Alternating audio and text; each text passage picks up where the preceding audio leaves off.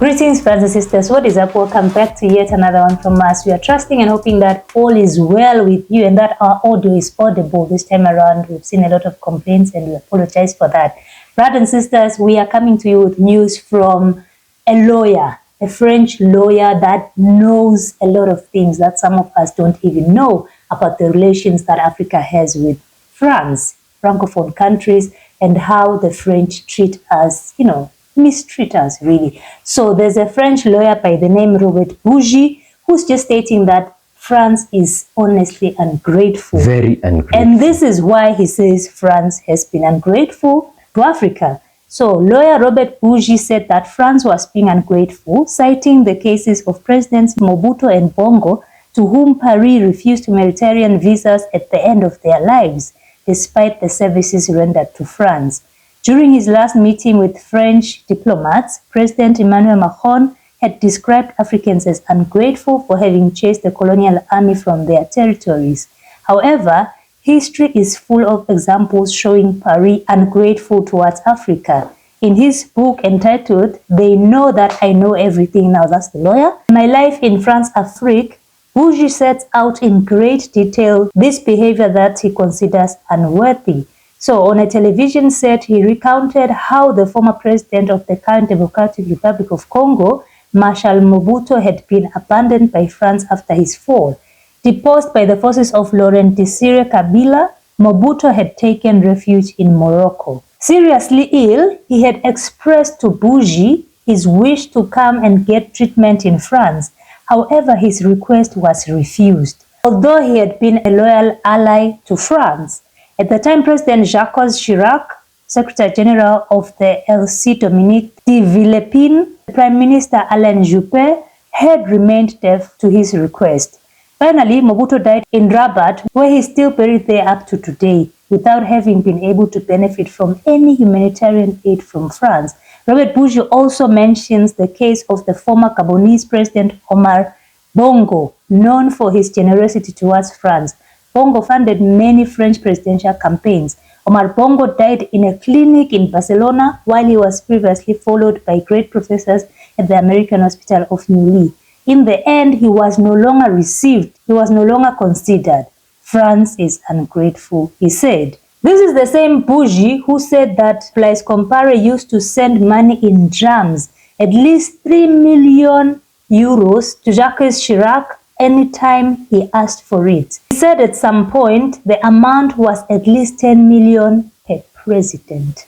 He also said that President Laurent Gbagbo gave Jacques Chirac 3 million pounds. When Alain Foka interviewed Gbagbo about it, Bongo said it is true and he gave him the money because he was surprised that a French president would ask for money from him. Hey. The most recent example is Ali Bongo in Gabon. Once he became invalid and France fearing that a revolutionary leader will take over the country, they removed him and put another puppet.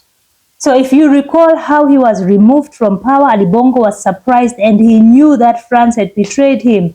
That is why he called out to his English Freemason masters to make some noise. Yeah, I remember. So they could come and liberate him. But guys, that is what happens when you are a puppet of these countries. It's not once, twice, or thrice that we've seen these puppets die a sad life.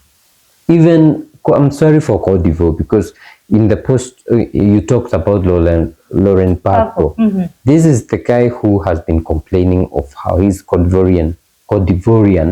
He is the former president of Cote d'Ivoire before Alassane Ouattara, and France literally sent their military to remove him from office for this guy, Alassane Ouattara. Imagine this guy is talking about giving Chirac 10 million euros when your country is underdeveloped. You know what and money he claims he was very happy that a white guy could be asking money for him. Let me tell you guys, the problem is Cote d'Ivoire. This guy is the prime of Cote d'Ivoire next year, because apparently Cote d'Ivoire doesn't have younger generations who can vie for president. Not next year, this year much, right? Cote d'Ivoirians, Ivorians, you need to wake up. You don't bring back an old president. I don't know what is going to happen to Ghana because Mahama is an old president. But guys, you have young people. This democracy will finish us. They say we pay for our sins here on earth. Well, that is what I believe in. And but if Bagbo comes back, he'll still continue giving the French this. He will still pay for Although his they sins. betrayed him, Yeah. I don't think he's here to learn. He just wants to be president. Now, with them going through this, it comes to show that you can't make us suffer and just live a happily ever life with all our resources, with all our minerals, without any single care for your people. These are stupid idiots who think that just by siding with these guys, now they will get privileges. Look at them ending up miserable. Like somebody seriously ill and just begging to be taken to their hospitals because they didn't build hospitals in their countries and took all the money to build hospitals to these same people who now don't want to help you. If you don't learn from that, I don't know what you want to learn from. Because it's just a clear lesson. Yeah, even their children completely end up, their children and grandchildren completely finish, They the vanish world. like they are. Then, like for example, last year we had of an old Kenyan politician in which his daughter, this guy is already dead, but his daughter was arrested in the US after killing someone. So she was charged with manslaughter and she was rot in prison. That's the end of her.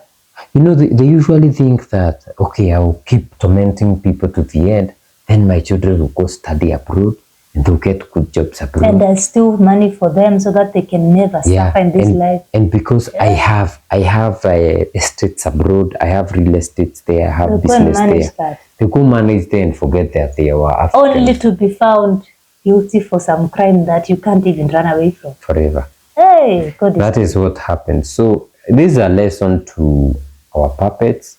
This is a lesson to African leaders who thinks that serving that person is better than serving your own. Learn from captain, learn from colonel, learn from Chiani. It's coming home to roost.